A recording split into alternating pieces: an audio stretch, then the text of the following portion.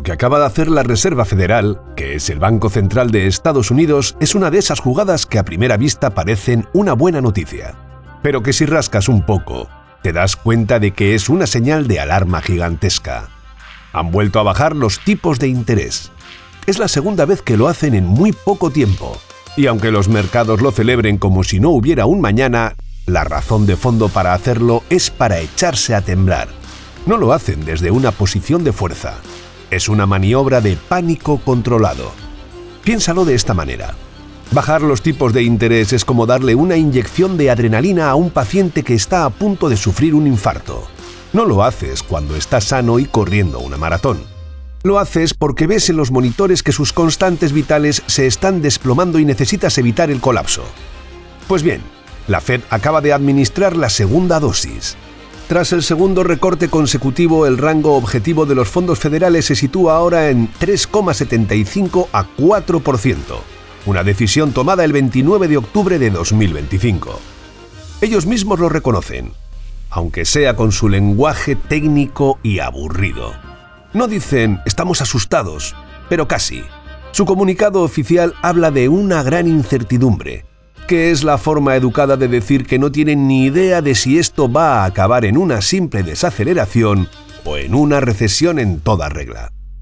El propio comunicado de la Fed reconoce que la incertidumbre sobre las perspectivas económicas sigue siendo elevada, justificando así la decisión de reducir el rango objetivo, situándolo entre el 3,75 y el 4%. Pero aquí es donde la situación pasa de preocupante a directamente peligrosa. Están tomando estas decisiones que afectan a la economía mundial prácticamente a ciegas. Es como si un piloto tuviera que aterrizar un avión en medio de una tormenta, pero con todos los instrumentos de navegación apagados. La razón: el circo político de Washington ha llevado a un cierre del gobierno federal que dura ya demasiado. Esto no es solo un titular en las noticias, tiene consecuencias devastadoras. Casi 900.000 trabajadores fueron suspendidos de empleo de la noche a la mañana. A otros 2 millones se les ordenó seguir trabajando sin cobrar. Este parón masivo significa que las agencias que recopilan y publican los datos económicos clave están cerradas. No hay cifras oficiales de empleo, ni de ventas minoristas, ni de crecimiento. Nada. La web del Bureau of Labor Statistics, la fuente de los datos de empleo, avisa que este sitio web no se actualiza actualmente debido a la suspensión de los servicios del gobierno federal, y que la última actualización se realizó el viernes 24 de octubre de 2025. Este apagón informativo ha reventado el calendario económico. No es una exageración. Un informe de Reuters detalla que agencias como la Oficina de Estadísticas Laborales, la Oficina de Análisis Económico y la Oficina del Censo han suspendido la recopilación y distribución de casi todos los datos durante el cierre del gobierno. Esto causó que la Oficina de Estadísticas Laborales anunciara que publicaría el índice de precios al consumidor de septiembre el 24 de octubre, cuando el informe estaba previsto inicialmente para el 15 de ese mes. El propio jefe de la Fed, Jerome Powell, ha tenido que salir a admitir que está volando sin instrumentos. Es una confesión brutal. Jerome Powell admitió que algunos datos importantes del gobierno federal se han retrasado debido al cierre, y que la demanda de trabajo claramente también se ha suavizado. Entonces, si no tienen los datos principales, ¿qué diablos están mirando para justificar una bajada de tipos? Están recurriendo a datos alternativos, a encuestas del sector privado, y lo que ven les está poniendo los pelos de punta. Estos indicadores, que a menudo se adelantan a las cifras oficiales, muestran un deterioro claro y rápido, sobre todo en las pequeñas y medianas empresas que son el corazón de la economía real. La historia del enfriamiento del mercado laboral se ve en 3 pasos. Primero, las empresas dejan de buscar gente tan desesperadamente. La dificultad para encontrar trabajadores, que fue un problema enorme hace un año, se ha evaporado. Solo el 32% de las pequeñas empresas reportó vacantes que no podía cubrir, la cifra más baja desde julio de 2020. Una clara señal de enfriamiento. El segundo paso es que, una vez dejas de buscar, empiezas a despedir. Y eso ya está pasando. Algunos datos en tiempo real, como los que recopila la empresa de software QuickBooks, ya muestran destrucción neta de empleo. El índice de QuickBooks muestra que el empleo en las pequeñas empresas disminuyó en los 12 sectores analizados, con la mayor disminución, unos 12.500 empleos, y el descenso más rápido, un 0,73%, registrados en el sector de ocio y hostelería. El tercer y último paso es que esta tendencia se refleje en los grandes números oficiales. Aunque los datos más recientes están suspendidos, los últimos que se publicaron ya confirmaban esta historia. La demanda de trabajadores medida por las ofertas de empleo lleva meses en caída libre. La serie de ofertas de empleo JOLTS muestra una clara tendencia a la baja desde los máximos de 2022, confirmando visualmente la afirmación de Powell de que la demanda de trabajo se ha suavizado. Y la creación real de puestos de trabajo también se ha frenado en seco. La creación de empleo mensual muestra un ritmo de creación de empleo notablemente menor en 2024 y 2025 en comparación con el rebote de 2021-2022. Vale, hasta aquí todo claro. La economía de la calle, la de la gente normal, se está debilitando. La Fed lo ve y actúa. Pero aquí es donde la historia se vuelve completamente loca. Mientras la economía real se tambalea, los mercados financieros viven una realidad paralela, en una fiesta salvaje que no parece tener fin. A pesar de los temores económicos, la rentabilidad del S&P 500 a 5 años es casi del 99%, lo que significa que el mercado prácticamente ha duplicado su valor en este periodo. Y esta euforia no es un recuerdo del pasado. Se ha acelerado brutalmente en los últimos meses precisamente mientras las señales de alarma económica se hacían más fuertes. Desde el mínimo tocado el 8 de abril de 2025, el S&P 500 ha protagonizado una subida de aproximadamente un 38% hasta hoy. Esta es la desconexión total, la esquizofrenia que define el momento actual. ¿Pero por qué pasa esto? Porque el mercado se ha vuelto un adicto al dinero barato de la Fed. No le importan las noticias económicas. De hecho, cuanto peores son, más le gustan. Cada mal dato de empleo, cada señal de recesión, es una garantía de que su camello, la Fed, seguirá proveyendo la droga. Tipos de interés bajos y liquidez abundante. Los inversores están apostando a que la Fed está atrapada y no permitirá jamás que los mercados se hundan, cueste lo que cueste. Medios como Reuters describen a la Fed como quien conduce en la niebla debido a la ausencia de datos gubernamentales clave, lo que la empuja a una postura más cautelosa a la hora de recortar tipos. Entonces el panorama es claro. La economía real, la de la calle, se está enfriando a una velocidad que asusta. Y la Reserva Federal, que está pilotando a ciegas por el cierre del gobierno, ha decidido apretar el botón del pánico y abrir el grifo del dinero barato para intentar evitar un desastre mayor. La pregunta que nos carcome a todos, la verdad que importa es: ¿qué significa esto para nuestro dinero? Si la gente que dirige la economía está asustada, ¿deberíamos estarlo nosotros? La respuesta es un sí rotundo, pero no por las razones que crees. El verdadero peligro no es la recesión que viene, sino la reacción completamente esquizofrénica de los mercados a esa recesión. Estamos en medio de una guerra abierta entre la economía real y la economía financiera. Y son dos mundos que ahora mismo van en direcciones totalmente opuestas. Empecemos por la bolsa, porque es el ejemplo más demencial. Para cualquier persona con dos dedos de frente, la lógica es simple. Si la economía se debilita, las empresas venden menos, ganan menos dinero y por lo tanto el valor de sus acciones debería caer. Es de primero de economía. Bueno, pues coge ese libro de economía y tíralo a la basura, porque ya no sirve para nada. En el universo en el que vivimos desde la crisis de 2008, las malas noticias económicas son el mejor combustible para los mercados. La historia no miente. Y los datos son tan claros que insultan. Un estudio de LPL Research analizó qué ha pasado en los últimos 40 años cada vez que la Fed ha recortado los tipos mientras la bolsa estaba en máximos. Una fotocopia exacta de la situación actual. Lo que encontraron es una locura. Históricamente, cuando la Fed recorta tipos con la bolsa en máximos, el S&P 500 ha subido de media un 13% en los siguientes 12 meses, con un 93% de los periodos generando rentabilidades positivas. Piénsalo bien. La historia nos dice que hay más de un 90% de probabilidades de que dentro de un año la bolsa esté considerablemente más alta que hoy, precisamente porque la economía se está yendo al garete. Es el mundo al revés. Los grandes bancos de inversión, por supuesto, no solo lo saben, sino que están apostando miles de millones a que la historia se repetirá. Para ellos esto no es una señal de peligro, es la campana que anuncia una nueva ronda de beneficios fáciles. Mirando hacia el futuro, Morgan Stanley mantiene una perspectiva alcista sobre las acciones estadounidenses, esperando que el S&P 500 alcance los 7.200 puntos a mediados del próximo año. Pero aquí viene la trampa, el peaje que hay que pagar por participar en la fiesta. Esta subida no es una línea recta y agradable, es una montaña rusa diseñada por un psicópata. La misma historia que nos promete un final feliz nos advierte que el viaje es un infierno de volatilidad.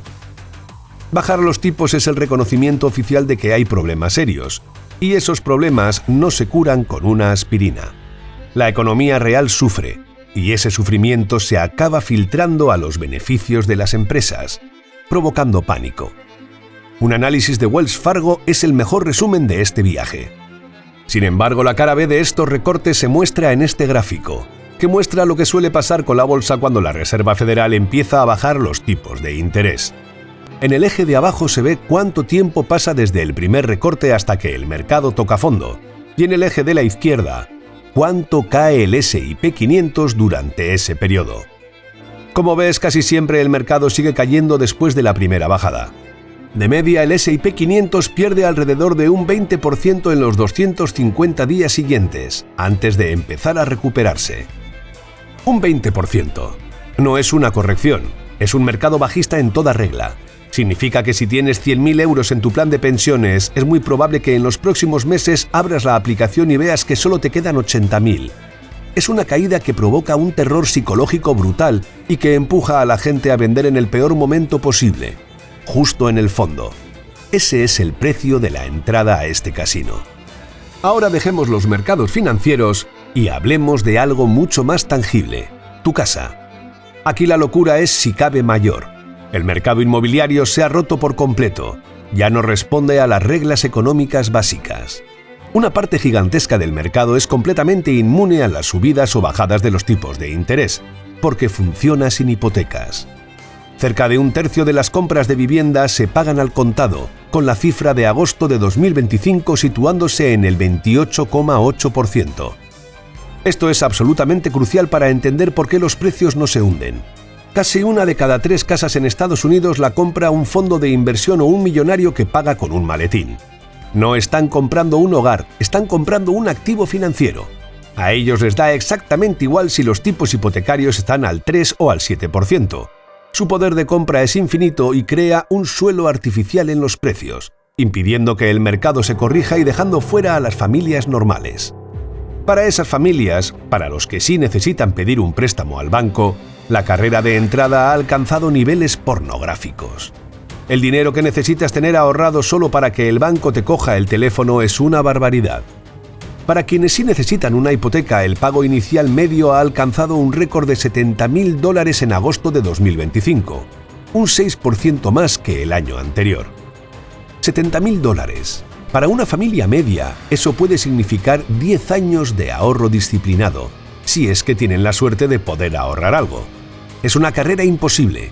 Para cuando han ahorrado esa cantidad, el precio de la vivienda ha subido otros $100.000. Por eso, aunque la Fed ahora baje los tipos y las hipotecas sean un poco más baratas, para millones de personas es irrelevante.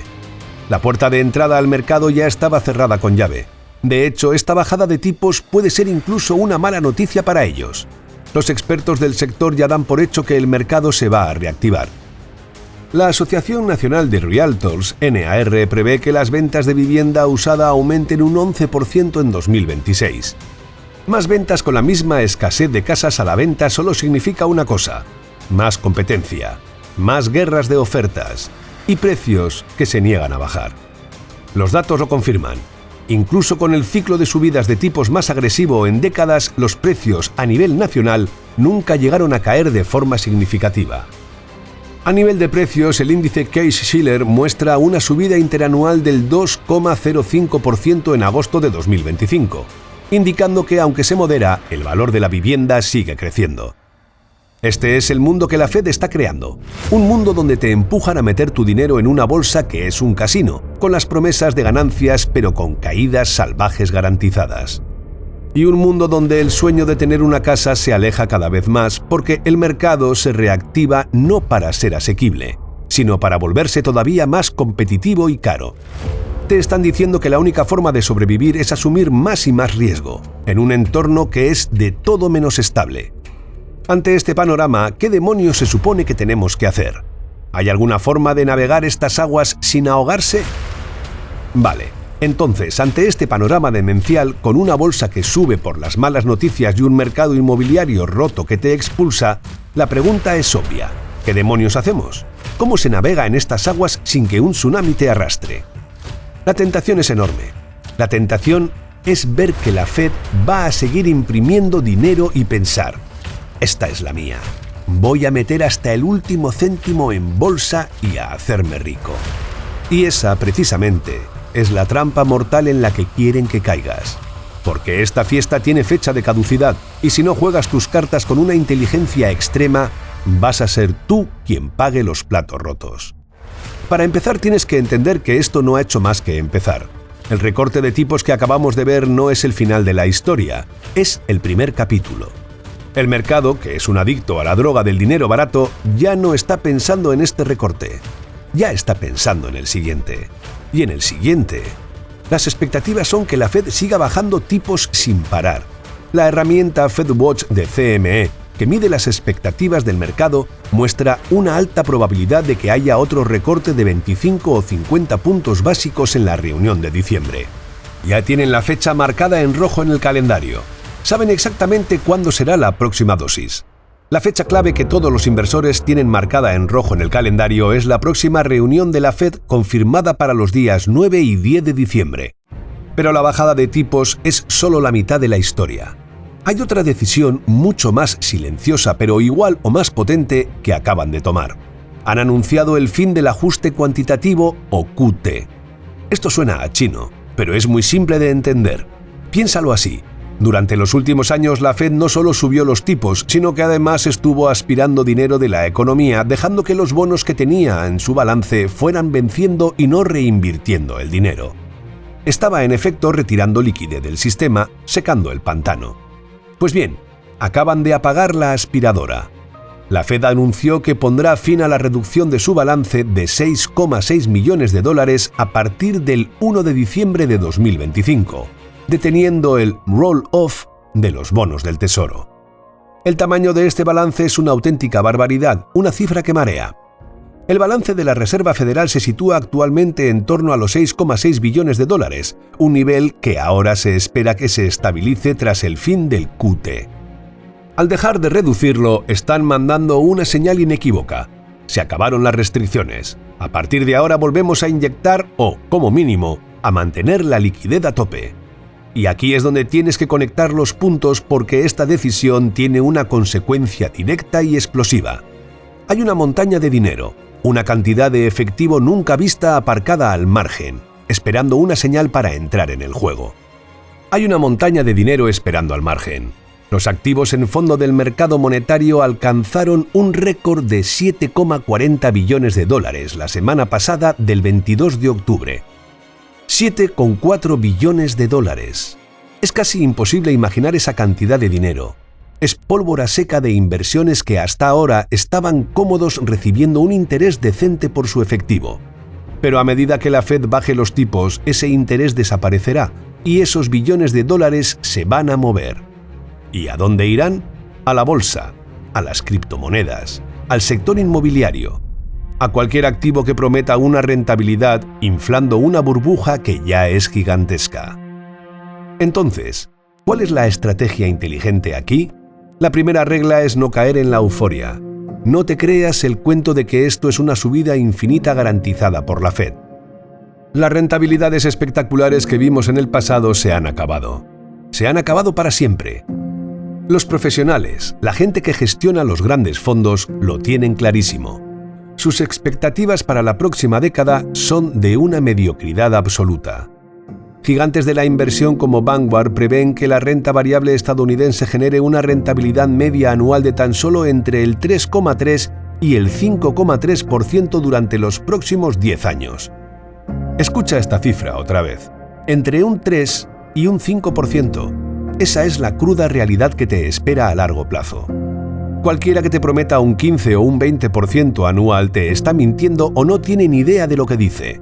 Por lo tanto, la estrategia debe ser defensiva, aburrida y disciplinada. Primero, mantén una parte importante de tu cartera en efectivo. No digo meterlo bajo el colchón, digo tenerlo en activos líquidos y de bajo riesgo que, al menos, te den algo de rentabilidad para combatir la inflación. Olvídate de hacerte rico con tu efectivo.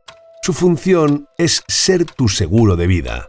Es lo que te permitirá dormir por la noche cuando llegue esa caída del 20% que vimos en el acto anterior, y lo que te dará munición para comprar cuando todo el mundo esté vendiendo en pánico. Hoy en día, incluso en un entorno de tipos a la baja, puedes encontrar opciones fiscalmente eficientes. Para un inversor que busca refugio en efectivo fiscalmente eficiente, el rendimiento a 7 días de un fondo como el VMSXX de Vanguard es ahora de un 2,54%. Segundo, para la parte de tu dinero que sí quieres invertir, olvídate de intentar ser más listo que nadie. No intentes adivinar qué acción va a subir o cuándo va a caer el mercado. La estrategia más aburrida es estadísticamente la más ganadora. Haz aportaciones periódicas y automáticas a fondos indexados de bajo coste que repliquen el mercado global. Compra cada mes, llueva o salga el sol. Si el mercado baja, estarás comprando más barato. Si el mercado sube, tu patrimonio crece. Eliminas las emociones y dejas que el tiempo haga su trabajo. Sí, es aburrido. Sí, es repetitivo. Pero es la única estrategia probada que funciona en un entorno como este, donde la Fed está creando una ilusión de prosperidad sobre una base de debilidad económica real. La fiesta de los mercados continuará, probablemente, pero será una fiesta violenta y traicionera. La única forma de sobrevivirla es no emborracharse, mantener la cabeza fría y tener un plan a prueba de bombas.